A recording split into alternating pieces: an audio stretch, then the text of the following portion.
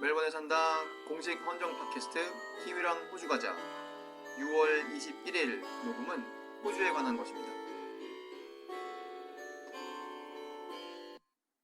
오늘 하는 녹음은 지난번 폴 키팅에 관한 녹음에 이어지는 것이에요. 그러니까 이것을 상중하라고 한다면 오늘이 중인 것이죠. 폴 키팅에 대한 게 상이고 오늘 하는 게 중이고 본론은 이제 하에서 말씀드릴 거예요.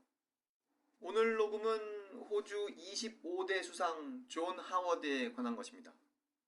존 하워드 일단 또 그 주식 방송에서 자기가 무슨 주식 가지고 있다 밝히고 하는 것처럼 오늘도 존 하워드와 저의 개인적인 관계에 대해서 미리 고백을 하고 그 다음에 본론으로 넘어가겠습니다. 제가 사는 곳이 존 하워드 지역구예요. 그래서 사실 선거할 때마다 이 사람이 저한테 편지도 많이 보냈습니다. 뭐 저를 알고 보냈기야 했겠습니까마는 모든 집에 보낼 때 저를 빼놓지 않고 보냈죠. 그리고 이 사람이 수상인 동안 제가 영주권도 받았고 또 이 사람이 수상인 동안 제가 시민권도 받았기 때문에 별로 험한 말 하고 싶지 않아요. 그냥 부드럽게 이번 녹음을 마치고 싶습니다. 그리고 이 사람 찾아보니까 180km 자전거 탄 적도 없고 무슨 신부가 되겠다고 신학대학에 간 적도 없으며 뭐 예수와 처칠 사이에 연설로 인정받는 그런 어마어마한 연설 한 적도 없고 그냥 평범해요. 그래서 간단하게 알아보고 넘어가려고 합니다. 이 녹음을 들으시는 분 중 180km 자전거를 탄다는 게 무슨 소린가, 혹은 신부가 되기 위해 신학대학 간다는 게 무슨 소린가, 혹은 예수와 처칠 사이에 것으로 평가받는 연설을 했다는 게 무슨 뜻인가 궁금하신 분들은 앞에 에피소드를 들으시면 됩니다. 토니 에봇에 대한 거 들으시고 그 다음에 폴 키팅에 대한 거 들으시면 거기에 이런 내용들이 자세히 나와 있습니다. 존 하워드 39년생입니다. 그러니까 폴 키팅보다도 5살 많은 것이죠. 이 사람이 유명한 것은, 이 사람의 핵심 정보는 이거예요. 수상을 96년부터 2007년까지 선거를 4번이나 이겨가면서 계속 수상을 합니다.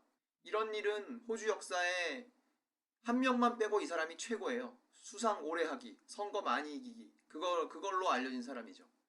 그러니까 아주 오랜 시간 동안 수상을 하고 있었기 때문에 저의 개인적인 역사가 이 사람이 수상하는 동안 다 벌어지는 겁니다.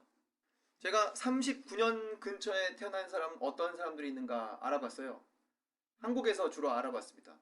좀 찾아보니까 34년생 이순재, 36년생 엄앵란 최희준, 37년생 신성일 김영옥, 39년생 전원주 오지명 김동건, 40년생 삼이자 최불암 김용림 여운계 김지미 패티김. 그러니까 이런 사람들하고 존 하워드가 나이가 비슷한 것이죠. 39년에 이제 시드니에서 태어납니다. 시드니에서 쭉 자라죠. 어머니는 사무실에서 사무 보시는 직업이 있었고 아버지와 할아버지는 둘 다 1차 대전에서 싸우시던 분들이에요. 그리고 집안의 가업은 주유소입니다. 주유소에서 이 사람이 어렸을 때 일했죠. 그리고 그 귀에 장애가 있다 그래요. 그래서 평생 이 보청기를 끼고 삽니다. 그래서 소리를 잘 못 듣기 때문에 시드니 대학 법대를 나왔지만 나는 그 법정에서 재판하는 변호사, 그걸 베리스터라고 하죠. 그 베리스터는 되지 말아야 되겠다, 이런 판단을 했다고 해요. 왜냐하면 법정에서는 말하는 것도 잘 듣고 의사소통을 부드럽게 하는 게 중요하지 않겠습니까? 그리고 35살인 1974년 처음으로 국회의원이 되는데요. 74년부터 그 동네에서 선거만 나가면 계속 이겨가지고 2007년까지 국회의원을 해요. 그러니까 74년부터 2007년까지니까 33년 동안 그 동네에서 계속 이깁니다. 자기가 그 정치를 은퇴할 때까지. 그러니까 얼마나 많이 이기는 겁니까? 그리고 이 사람이 젊었을 때 했던 좀 중요한 일이 38살에 재무부 장관이 돼요. 호주의 재무부 장관이. 그래서 77년에 되는데 77, 78, 79, 80, 81, 82, 83 이렇게 7년 정도 재무부 장관을 하는데 38살에 재무부 장관이 되는 것은 그때 그 사람이 되었을 때 호주 역사상 1904년 이후 처음 있었던 가장 젊은 사람이 재무부 장관을 하는 거였다고 합니다. 그러니까 1904년 이후 처음이고 1901년부터 따지면 역사상 두 번째죠.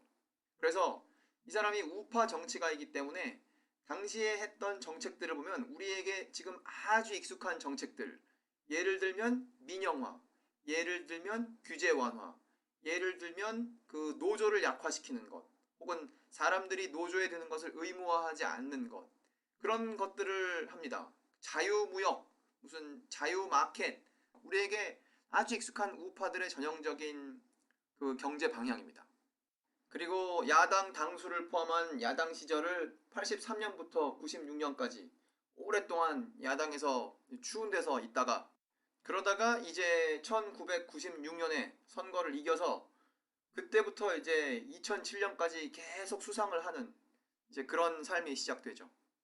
우리가 뭐 호주 선거 하나하나 살펴볼 필요는 없지만 96년에 한 선거는 간단하게 살펴보면 좋을 것 같아요. 이 사람이 우파 정치가 아니겠습니까?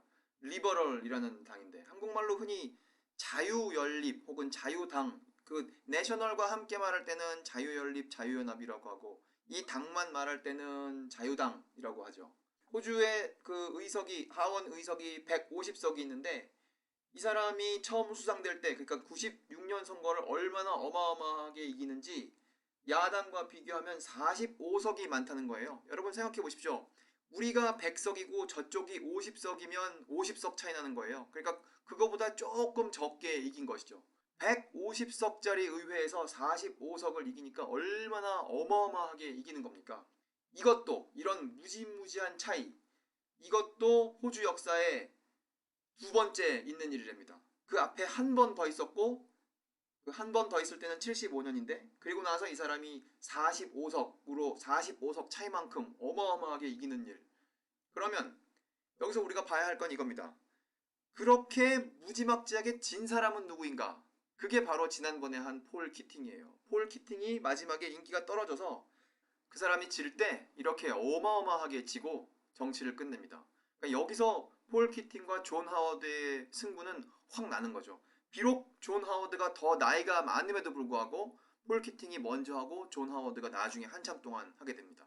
지난번 에피소드에 하던 그 비유를 들이대면 폴 키팅은 예수랑 처칠 사이쯤 되는 거니까, 거기다가 존 하워드를 들이대면 존 하워드는 존 하워드도 예수와 처칠 사이, 어쩌면 예수보다도 더 높은 그런, 이거 사실 연설이 얼마나 유명하냐 하는 걸로 하는 거니까 뭐 말도 안 되는 비교이긴 합니다만, 그래도 그 지난번 에피소드에 있는 이야기를 끌어들이면 이런 식의 얘기를 할 수 있는 겁니다. 그러면 여기서 11년 뒤로 가면, 그러니까 이런 식으로 무지막지하게 어마어마하게 이기는 존 하워드를 이긴 또 그 사람은 누구인가? 2007년에서 존 하워드가 결국 지지 않겠습니까? 그 존 하워드를 이긴 사람이 바로 케빈 러드예요. 그러니까 이 호주의 수상이라는 걸 마치 무슨 권투의 챔피언이라고 생각하신다면 이렇게 생각할 수 있어요. 처음에 폴 키팅이 가지고 있었는데 폴 키팅이 져요. 존 하워드한테. 그리고 존 하워드가 타이틀을 갖고 있었는데 케빈 러드한테 지죠. 그래서 케빈 러드가 타이틀을 가져갑니다. 그 사람한테, 케빈 러드한테 타이틀을 가져오는 사람, 그게 바로 180km 자전거를 타고 3.8km 수영을 하고 42km 달리기를 하고 신부가 되겠다고 신학대학에 3년이나 다닌 토니 에봇이에요. 이런 식으로 흘러가는 거죠. 케빈 러드는 제가 지금 하려고 하는 다음 에피소드에 관계가 없는 사람입니다. 그래서 오늘 케빈 러드 얘기는 하지 않겠어요. 이 사람이 이제 수상을 그만두게 될 때는 2007년 선거를 지게 됨으로써 그렇게 되는 것인데, 2007년 선거 뭐 10년 남짓밖에 안 됐으니까, 그리고 제가 그때 여기 살고 있었으니까 이거 분명히 기억해요. 여기 보니까 그 존 하워드가 48.6%를 받았고 당시 노동당에 있던 맥스인이라는 사람이 51.4%, 뭐 차이가 얼마 안 되는 것처럼 보이죠. 하여튼 이렇게 해서 져요. 질 때 이 사람이 현직 수상인데 자기 의원석이 날아가는 거 아닙니까? 이런 일은 호주에서 또 1920년대에 한 번 있고 이 사람한테 처음 있었던 일이래요. 그러니까 이 사람이 10년 이상 동안 수상을 하면서 이제 인기가 빠질 대로 다 빠진 거죠. 그랬을 때 이제 2007년에 선거에서 지고 거기서 이제 더 이상 정치를 안 하게 됩니다. 요즘은 가끔 중요한 일 있을 때 라디오 인터뷰하고 그런 식으로 나오더군요. 존 하워드가 수상인 동안 있었던 중요한 일 한 가지는 템파 사건이었습니다. 2001년에 있었던 사건이죠. 인도네시아에서 나무 배에 수백 명의 사람들이 불안정하게 오다가 그 배가 호주의 크리스마스 섬을 향해서 오다가 그 근처에서 난파되어 그 근방에서 조난 신호를 받은 노르웨이 배가 가서 구조를 하고 이런 자세한 얘기들이 제가 다른 에피소드에서 다뤘던 템파 사건인데요. 그것이 이제 호주의 난민을 다루는 정책, 그것의 근본적인 사건이 되는 겁니다. 그 이후에 이제 그것에 관련된 정책들을 만들게 되는 것이죠. 존 하워드가 한 일 중에 대표적으로 칭찬받는 일이 있는데, 그것은 총기 소유를 금지한 거예요.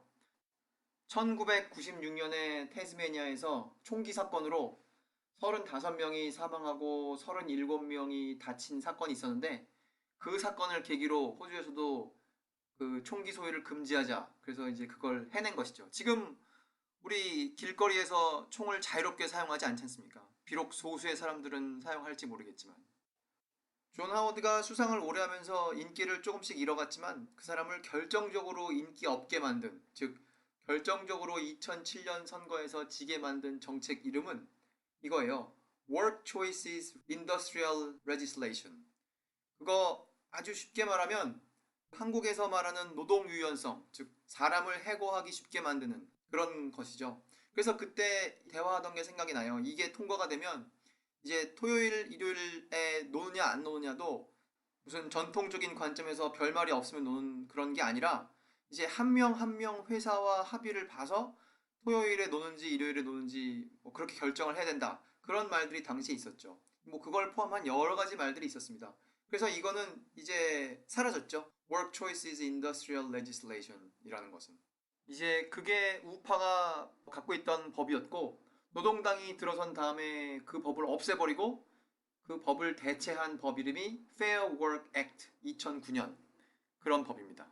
마지막으로 한 가지만 더 말씀드리고 존 하워드에 대한 녹음은 마칠 겁니다. 한 가지는 뭐냐?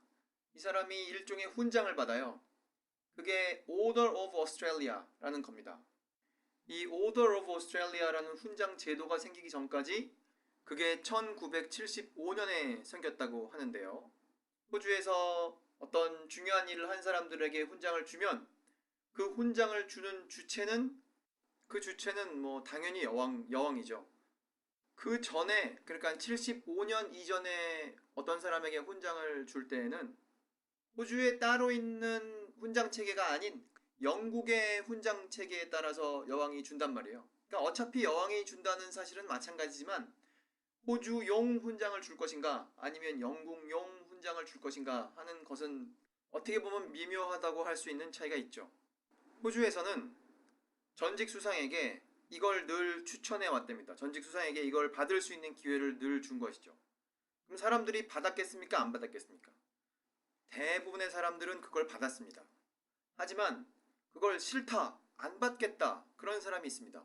그런 사람이 바로 폴 키팅이고, 그것이 우리가 세 번째 녹음에 다룰 주제의 미묘한 암시 혹은 복선이 됩니다. 다음 녹음에서는 이 이야기를 포함하는 그 배경, 그 더 큰 배경, 호주와 여왕, 이런 관점에서 다루도록 하겠습니다. 멜번에 산다 공식 헌정 팟캐스트 키위랑 호주 가자. 오늘은 존 하워드에 대해서 다루었는데 그것은 상중하, 이렇게 세 가지 에피소드 중 중편이었습니다. 들어주신 여러분 감사합니다.